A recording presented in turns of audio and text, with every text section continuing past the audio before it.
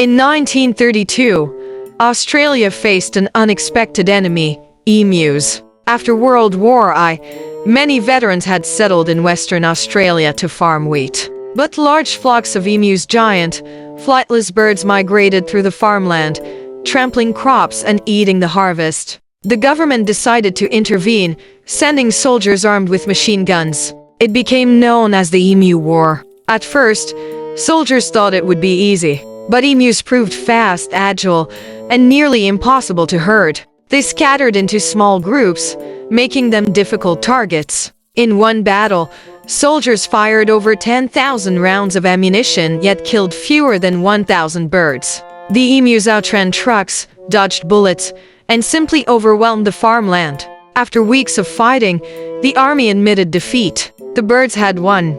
The war became a global embarrassment, though Australians today retell it as a quirky piece of history. The Great Emu War reminds us that sometimes nature wins against even the strongest armies.